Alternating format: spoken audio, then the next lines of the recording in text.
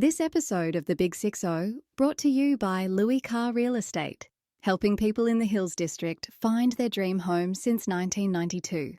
Ready to buy, sell or rent? Check out louiscarr.com.au for all your property needs. If you're old enough to remember when phones had cords and the only thing that went viral was a cold, then you're in the right place. Welcome to the Big 60 with Kaylee Harris and Guy Rawlinson. Because who better to discuss life's second act than two people who still think mature is a type of cheese?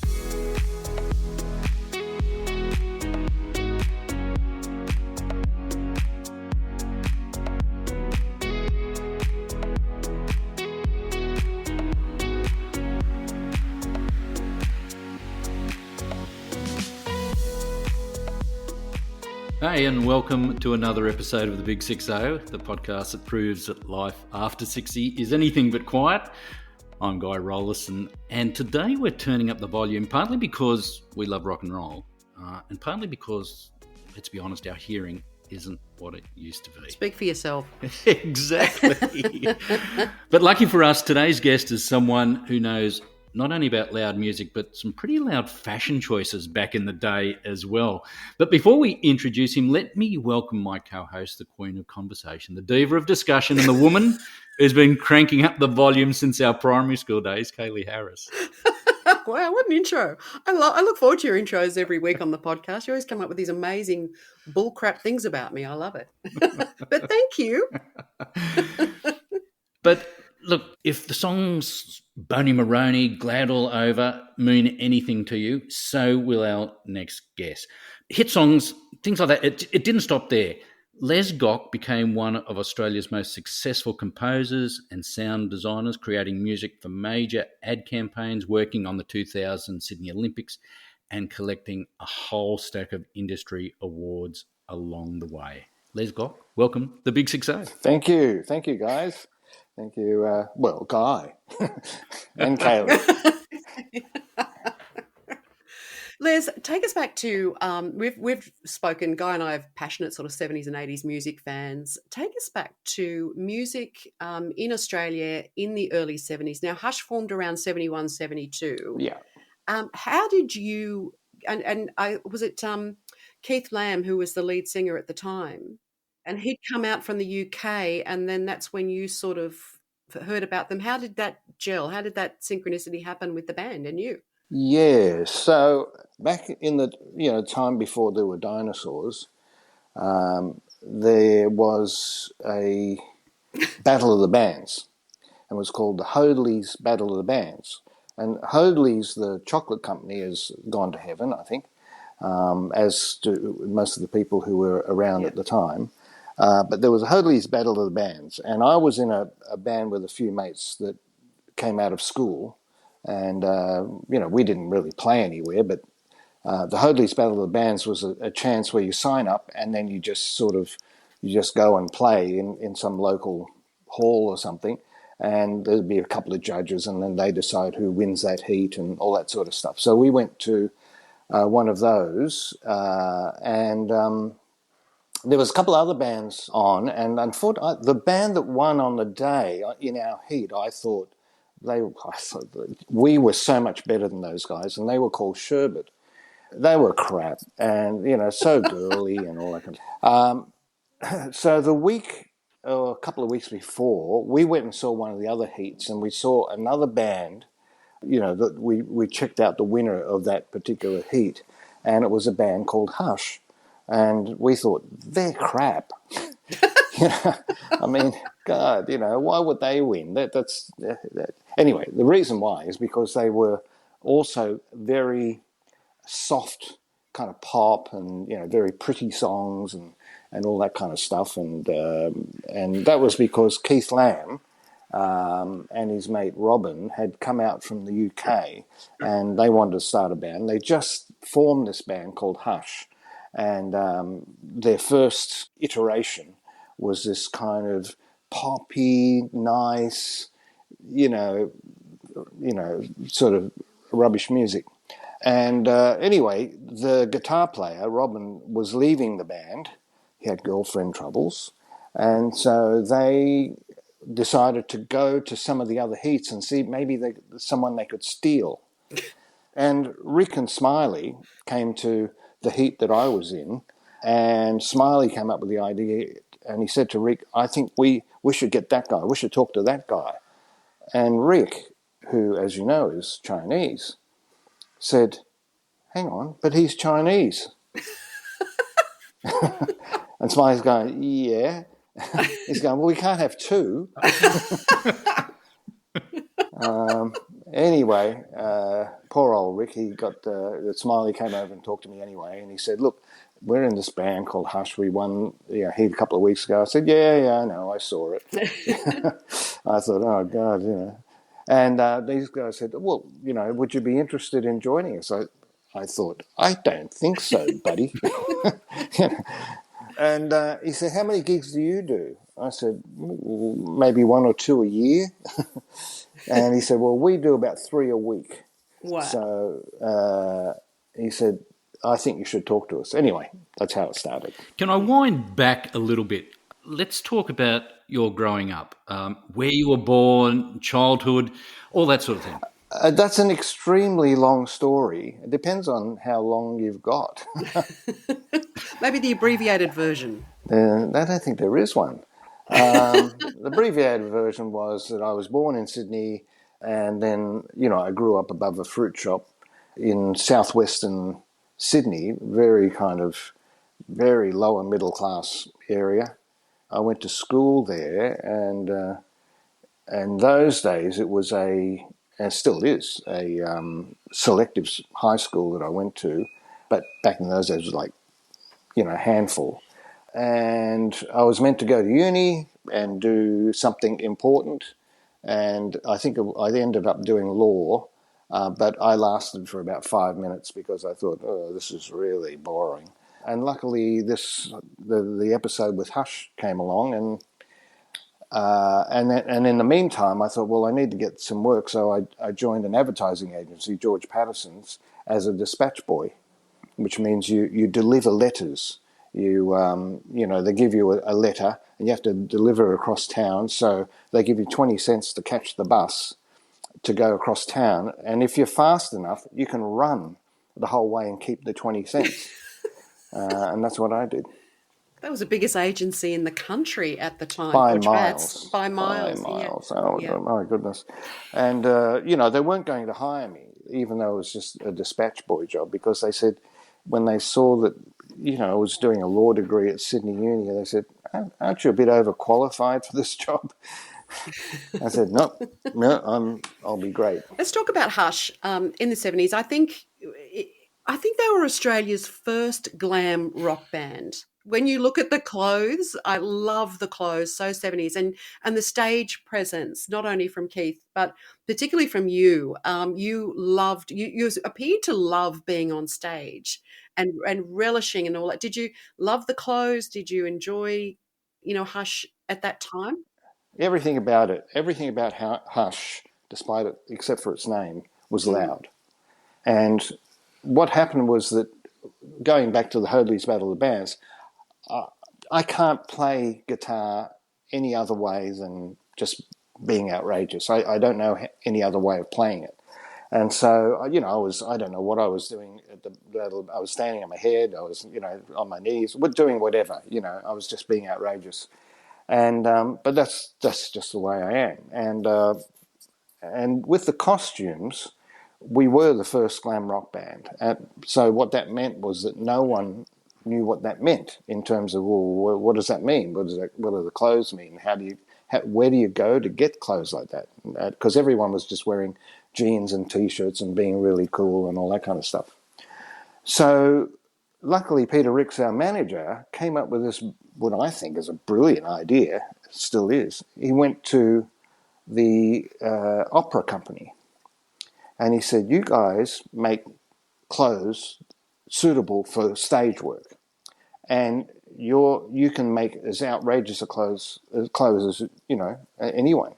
So if you imagine a rock band and you were going to make the most outrageous clothes you could think of for these guys, what would you come up with? And so they just came, and they just did it for nothing because they just thought it was what a fabulous thing to do. So I ended up with top to toe gold lame that was absolutely skin tight, leaving nothing to the imagination. And it was stretch lame, and the sleeves went to the ground, and I had gold boots to go with it. So the first gig that we got to do with these clothes, and no one had seen this, was we were going to play at Moore Park in Sydney in front of 10,000 people. It was a 2SM kind of concert, and headlining was Gary Glitter. And so we had to get changed somewhere. They didn't have dressing rooms, and certainly not for the band, the support band. And so we had to go to climb into the back of a dirty old truck where all the gear was to get changed. And they said, you go in there, you get changed, and come out. We'll all be secret and everything. And they closed the door for privacy. But of course, those trucks don't have lights.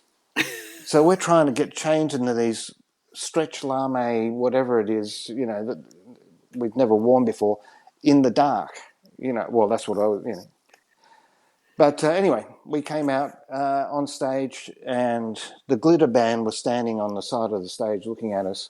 And, I mean, the audience and the Glitter Band had their jaws on the ground going, who the hell are these guys? Anyway, that's how we got launched. Because nothing says glam rock like gold lame and probably a little bit of satin here and there, right? Yes, we had satin. We did have lots of. I had feathers in costumes afterwards. I would wear anything. You give me something to wear, I'll wear it. So, and then when the band finished, I thought, well, what am I going to do with all these clothes? I mean, what do you gold lame? I'm not going to walk down the street in it. So I chucked them in the skip. Oh, surely that's just fun on a Saturday night, though, isn't it? Well, it could have been. I didn't think of it in those terms. And so virtually every year, I get called up by the Powerhouse Museum saying, oh, excuse me, Mr. Gock, would you mind if we borrowed some of the costumes you had back in the day? I go, yeah, well, if you can go back to 1977 and go through some of the skips back then, you might be able to find what's left of it. A fellow we've spoken to before, and a friend of Kaylee and myself, Marty Roan, I remember him introducing an episode of Countdown when you guys were on, and he mentioned in the post-performance, which was the old Dave Clark 5 sort of rendition of Glad All Over, that a lot of people confuse you as being related, which I don't think you could probably say these days on national TV. But no, there's a lot of things you can't say, but you should be able to. You should be able to. But Marty was, yes, he was a groundbreaker because he was, the first sort of Asian, and like me, half Asian, and he made it before we, kind of around the same time, but, different kind of music. And that's great, it's terrific. And very rare occasions where we run into each other, it's great. It's I remember Kate Sobrano came up to me, a few years ago, and just recently on Countdown 50 years kind of reunion, and she said, look, she and her brother used to sit at home and wait for us to come on Countdown, and they'd see us, and because we were the only Asian people in a rock band, and she said she remembers saying to her brother Phil, you know what, I reckon we could do this, we can get up there and do this, and it gave her inspiration to start a career. What were those Countdown years like? I mean, touring, I assume there were tours.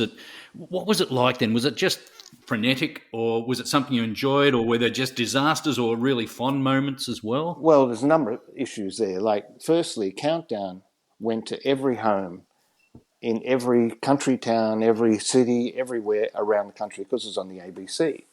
Very few other TV shows actually did that. And that meant that opened up touring for all of us, and particularly early on, it was just really Sherbet and ourselves going out on the road. We were the kind of pioneers of touring around the country. And with the help of Countdown, of course, we would roll into a fairly distant country area, anywhere in the country, and they know us, and they knew the music and all that, and that was really, I mean, talk about right time, right place. As a band, we were certainly in the right time for Australian music, and we pioneered a lot of that because of Countdown. So it was frenetic, and we played 200 odd shows a year, and all the halls would be packed because people were starved of seeing live bands, particularly rock bands, for years and years and years. And the fact that we could go out to them was fantastic. Les, you wrote a lot of the songs for the band. Tell us, and one of my favourite all-time ever songs, tell us about your first song that you wrote for the band. Well, it was the first song I ever wrote. There you go. Actually, before you do that, let's hear a bit of it. Hang on a second. Hey there, all the good girls, have you got the feeling? Hey there, all the bad girls, have you got the feeling?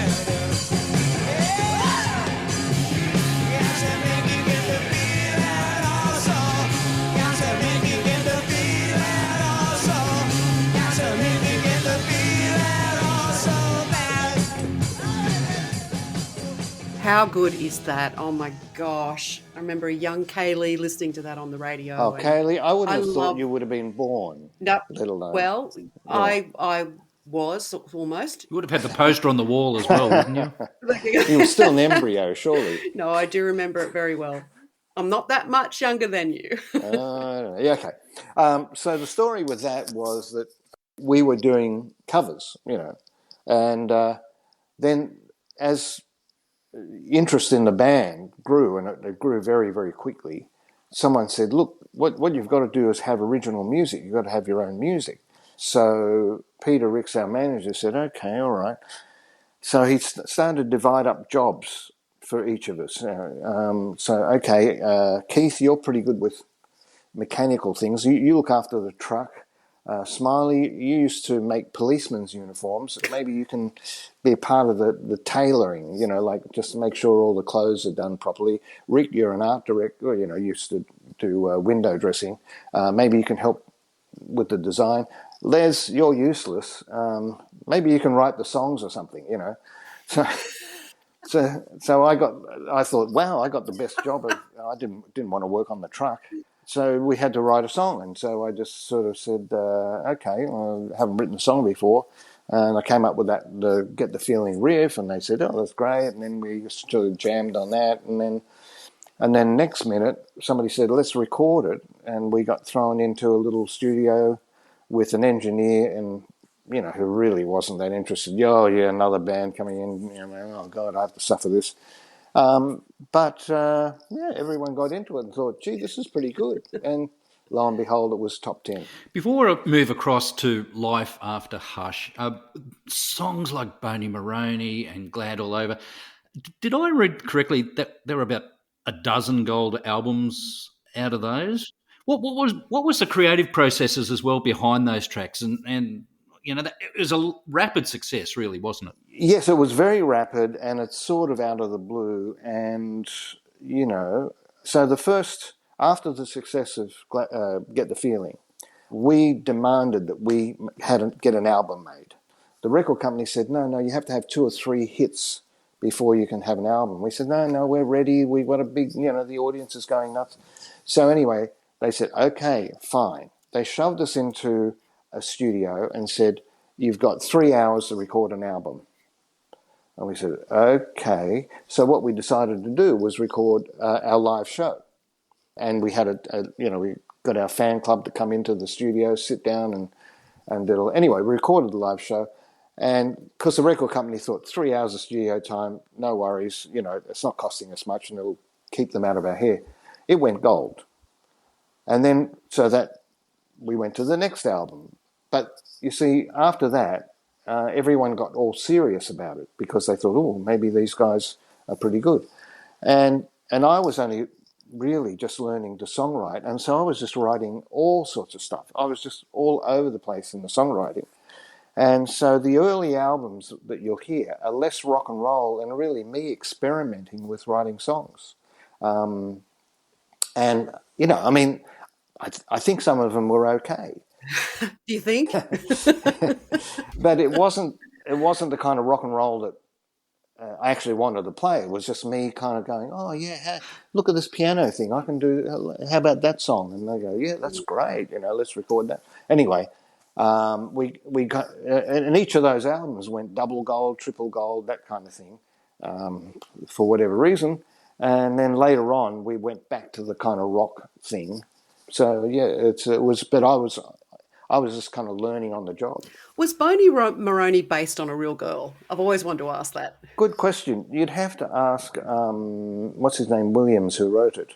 Larry Williams. It's a 1950 song. The history of the song was that it was a hit in the 50s. Robbie Porter, who was our producer, who used to be called Robbie G, remembered the song fondly because, you know, that was his era.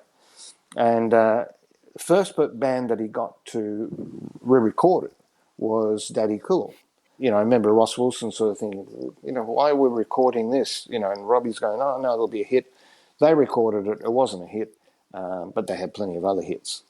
And so then when he got his hands on us, he said, okay, this song, you record this. You just do it your own way. Do your own version of it. I don't care. Just do whatever you think. And it will be a number one record. And we're going, I thought, I don't think so. I mean, it's, you know, it's a song about, I don't know, you know, skinny girls. Anyway, he was the head of the record company, so I thought, oh, well, I'll give it a crack. I'll just do a hush version of it. Nothing like the original, nothing, not even close. And I'll put all sorts of weird stuff in it. And anyway, I did it. When we were rehearsing it, he heard it. He said, that is a number one record. And we're going, what? Really? No, he's lost the plot. Anyway, we go and record it. And for the first 6 months, nothing happened. We thought, oh, God, there you go. That's a wasted thing. And then we played it. Then we got on Countdown and we played it. And that was 1975. By the end of the year, Boney Maroney was the number one record on Countdown for the whole year, the number one record of the year on Countdown. That meant that we beat Bohemian Rhapsody. You know, we beat all the Rod Stewart songs at the time. We beat Sherbet. We beat Skyhooks.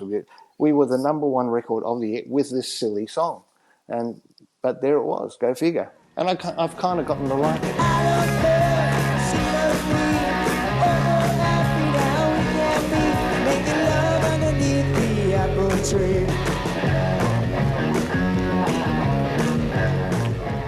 And certainly better than that crap band Sherbet we were talking about, right? That's right. Yeah, Okay.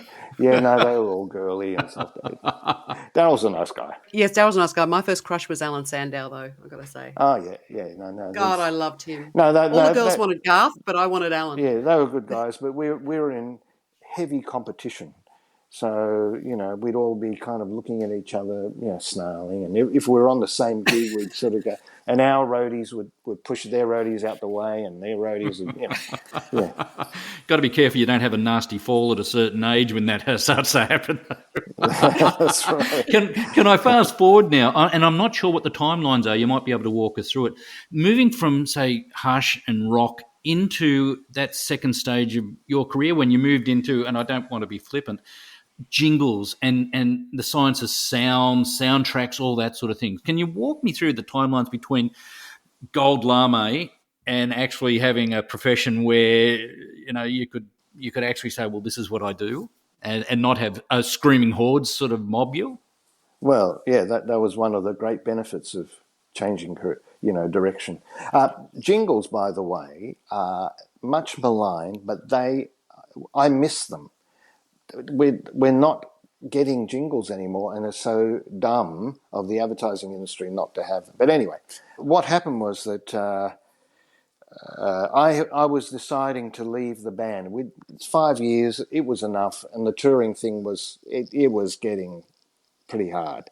So we were recording our last album, which was called Touche, and we were in Melbourne recording, and I noticed one of the guys from a band called the Bootleg Band, and he was just a keyboard player. We had, as you said, a dozen gold albums. We, touring the country. We were the one of the top acts in the country. Bootleg Band, it had a couple of hits, but they were down, much further down the list. And he drove to the studio in a silver Alfa Romeo, and I thought, man, how does he do that? I mean, we're barely, staying alive, barely putting food on the table, and we've had #1 records and all sorts of stuff. And somebody said, oh no, he writes jingles. So I thought, what are jingles? And so that's how it started. So I literally transitioned from being in Hush to writing jingles almost straight away I had no idea, anything about it, but I just thought, well, I'll just put myself out there and say, look, I've written all these songs and albums and things. I'm kind of in touch with the younger generation. If you've got a, Coca-Cola or Levi's or something that you're trying to flog, maybe I'm more in touch with the audience. And a couple of people sort of took me up and thought, okay, we'll give him a go. And then it sort of started from there. And I kind of took to it like, the old duck to water thing. And you're responsible for some of the most famous jingles that we remember. We put a little package together of some of your work.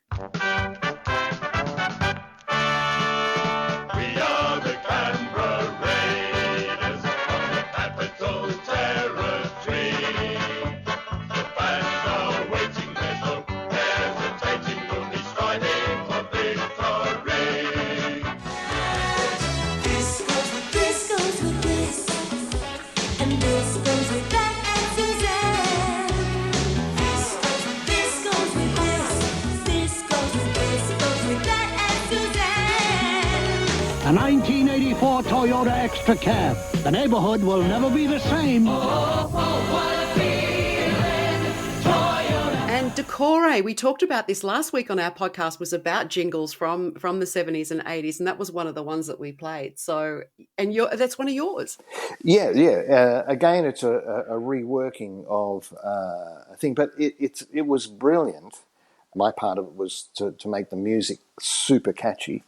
But its history was that Decore was a shampoo brand that was going out the back door. It was old, it was tired, and this was its last chance to maybe get a few more sales before it just, they just close up the shop.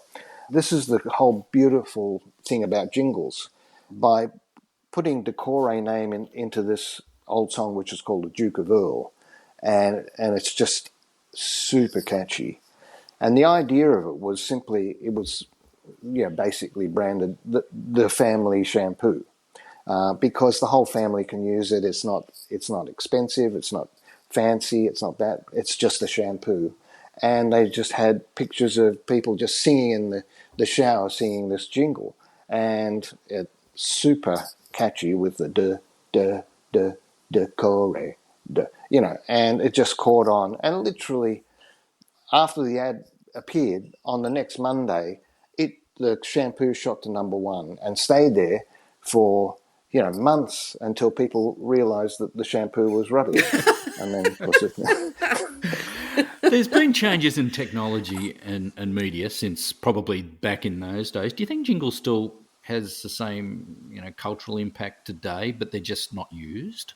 It does. People, I don't know, the advertising industry takes itself so seriously now, so seriously. It's not about being serious. It's not about creating an art form that, you go to museums to look at. I mean, half the ads, seriously, guys, I don't know about you, but I don't understand them. They come on, they go, what was that for again? And, I mean, it's pretty, connecting with people through music and through jingles and all that is, if you're sitting at home and an ad comes on, it's an ad. You're not trying to, it's not trying to be the next Blockbuster or something.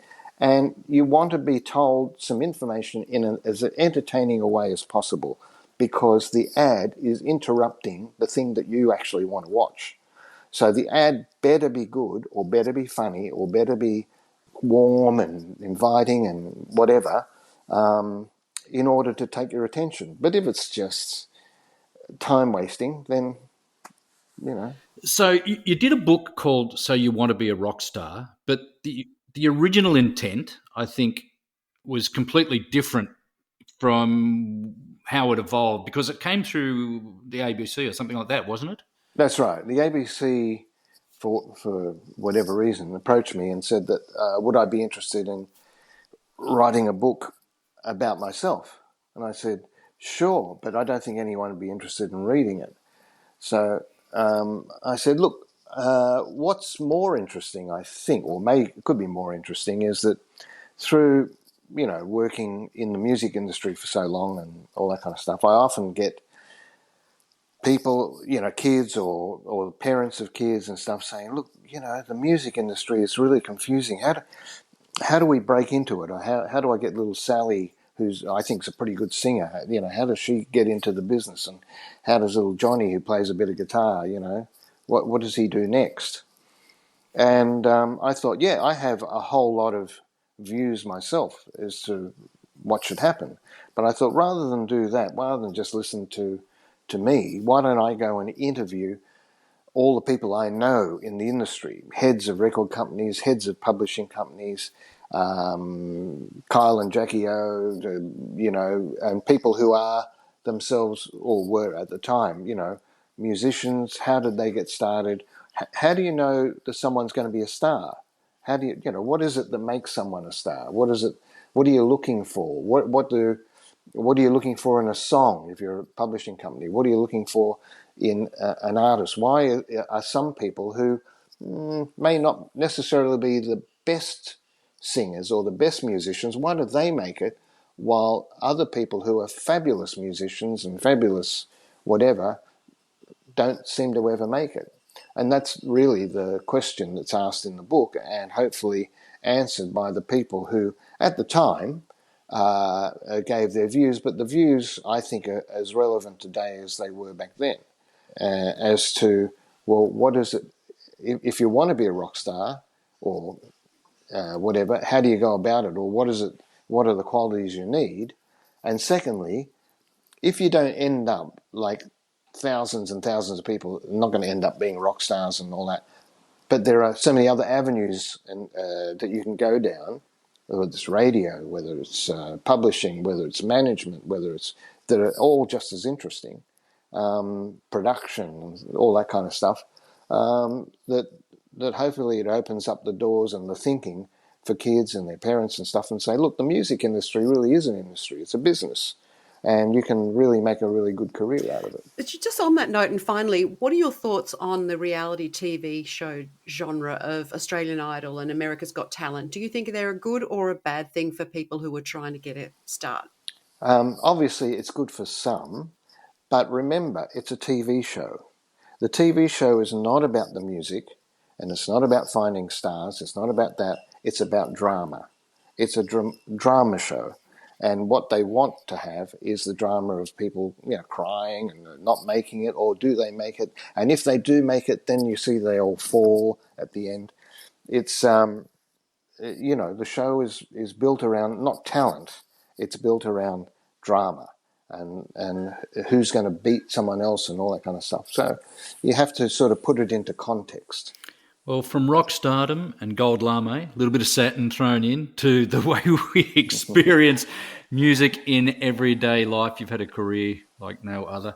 Thanks for diving into at least part of your journey and spending some time with us on the Big 6-0. Thank you, and I'm well past the 6-0, so there is life. Thanks, Les. Bye, guys. The views and opinions expressed on the Big 6-0 are personal and reflect those of the hosts and guests. They do not represent the views or positions of any affiliated organisations or companies. This podcast is intended for informational and entertainment purposes only and should not be construed as professional advice. Please consult with a qualified professional for guidance on any personal matters.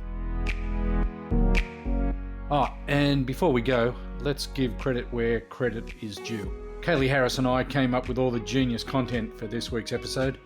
Our producer, Nick Abood, Well, he keeps the lights on and makes sure we don't accidentally upload a cat video instead of a podcast. So thanks for keeping us on track, Nick. Nick?